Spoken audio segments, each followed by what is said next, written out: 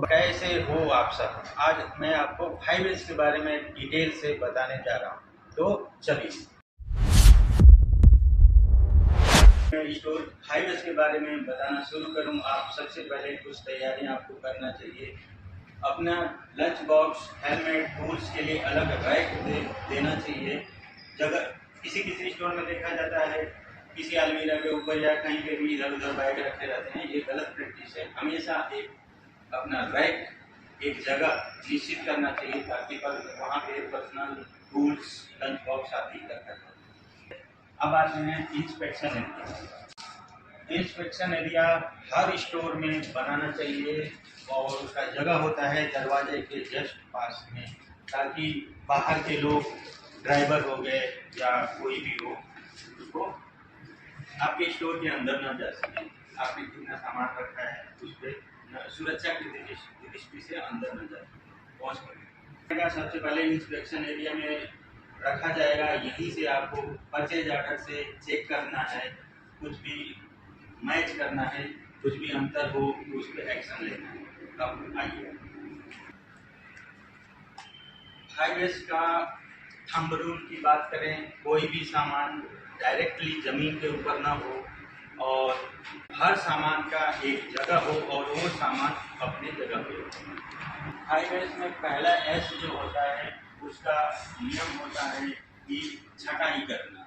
छटाई का मतलब होता है ये जैसे सामान रखा है इसमें कोई भी सामान अननेसेसरी न पड़ा रहे। अब आते हैं सेकेंड एस के बारे में। सेकेंड एस का मतलब ये होता है कि हर एक सामान का एक जगह हो और वो उस जगह पे रखा हो। जैसे देखिए रैक नंबरिंग किया गया है, सेक्शन डिफाइंड हो, जैसे सेक्शन है इसमें बस आइटम ही रखा जाएगा। इसमें रैक नंबरिंग भी है और आइटम क्या है वो यहाँ पे टैगिंग है। तो इसमें फर्स्ट एस आपने जान लिया कि छटाई करते हैं, शॉर्टिंग बोलते हैं इंग्लिश में। और सेकेंड एस की बात करेंगे तो सेट इन ऑर्डर, जो कि आपको हमने बताया कि हर सामान का स्थान हो और वो अपने स्थान पर रखा जाए। अब आते हैं थर्ड एस के बारे में। थर्ड एस का मतलब साफ सफाई, शाइनिंग। तो जो भी सामान रखा हो उसको अच्छे से साफ सफाई करके रखें और उसके जो जगह है जहाँ पे रखा है रैक भी साफ सफाई, नीचे फ्लोर साफ सफाई, सारा साफ सफाई का ध्यान रखें। अब आते हैं फोर्थ एस में। फोर्थ एस का मतलब है स्टैंडर्डाइजेशन, यानी सही मानकीकरण। उसमें क्या होता है जैसे मैं आपको दिखाया, रैक नंबरिंग हो गया, सेक्शन डिवीजन हो गया, सेक्शन डिवाइड हो गया। इसमें प्लम्बिंग का, इसमें इलेक्ट्रिकल का, उधर दिखाओ जिसे लॉक सेक्शन है, ऐसे करके सेक्शन डिवाइड हो और प्रत्येक सामान अपने अपने सेक्शन में पड़ा जाए। अब आते हैं फिफ्थ एस यानी सस्टेन। इसका मतलब होता है कि आपने फोर्थ एस कंप्लीट कर लिया और आगे भी मटेरियल का तो आना जाना लगा रहेगा, लेकिन आपका जो सिस्टम है वो कभी बिगड़ने न पाए, और इसी को 5S बोलते हैं। सस्टेन और फिफ्थ एस सस्टेन बोलते हैं, और चारों को मिला लें तो इसको 5S मिलते हैं।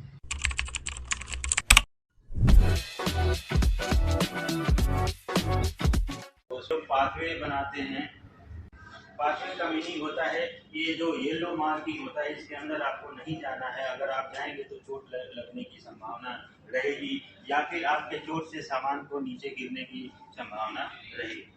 5S के थंब रूल में एक और आता है कि रैक के ऊपर कभी भी कोई सामान नहीं रखना चाहिए। बहुत ही गंदा लगता है और ऐसा प्रैक्टिस बिल्कुल भी नहीं करना चाहिए, जो कि जनरली जिसको नहीं मालूम है वो रख देता है जगह एडजस्ट करने के लिए, जो कि बिल्कुल गलत है। कभी भी सामान आपका नीचे गिर सकता है।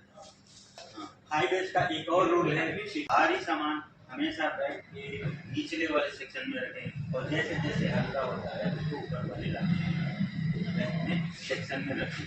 खासतौर से अगर लिक्विड सामान है उसको हमेशा कोशिश करें कि वो नीचे वाले रखें, ताकि अगर गिर भी जाए कोई नुकसान हो।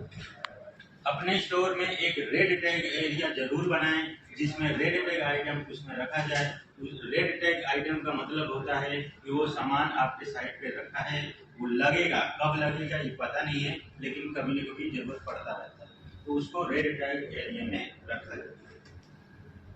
साथ में ही एक अपना स्क्रैप यार्ड जरूर बनाएं, ताकि जब भी आप शॉर्टिंग करें, जो भी स्क्रैप मटेरियल निकले तो उसको वहाँ पे इकट्ठा करके रखा जाए, बाकी जिसको बाद में डिस्पोज किया जाए। हाईवेज बस सामान में ही नहीं, अपने डॉक्यूमेंट्स में भी अप्लाई करते हैं, ताकि अपना वर्क थोड़ा सा सुव्यवस्थित हो सके। जैसे देखिए अलमीरा है, अंदर कौन से सेक्शन में क्या रखा है यहाँ पे प्रॉपर डिस्प्ले हुआ है। ये कुछ सैनिटरी आइटम रखे हुए हैं, जैसा मैंने बताया कि कोई भी सामान डायरेक्टली जमीन के ना रखा जाए, तो ये सैनिटरी आइटम रखे हैं। ये प्रॉपर वुडन प्लैंक के ऊपर रखे हुए हैं, ये प्लाई के ऊपर रखा हुआ है, ये बढ़िया तरीका है। अब देने वाली बात है, इसका हाइट बहुत ऊपर नहीं रखते हैं, नहीं तो ये चीनी मिट्टी का रहता है, गिर के टूटने का चांस रहता है। अपने स्टोर में एक बफर स्टॉक एरिया जरूर बनाएं, ताकि जब आपका रैक फुल हो जाए तो जो एक्सेस मटेरियल रहेगा उसको बफर स्टॉक में रखेंगे। जब रैक में जगह खाली होता जाएगा तो यहाँ से वो मटेरियल वहाँ शिफ्ट होता जाएगा। और हर एरिया का नाम जरूर लिखना है, ये आपको ध्यान रखना है।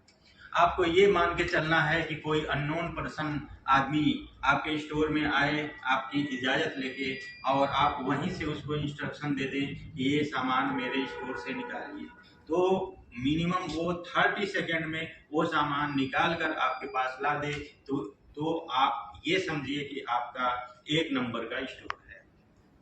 ऐसे ही प्रैक्टिकल नॉलेज पाने के लिए आप हम साइट स्टोर गुरु चैनल को सब्सक्राइब करें, लाइक करें और शेयर करें, और अपना सजेशन जरूर दें, ताकि मैं और भी प्रैक्टिकल वीडियो बना के आपको नॉलेज दे सकूं। धन्यवाद।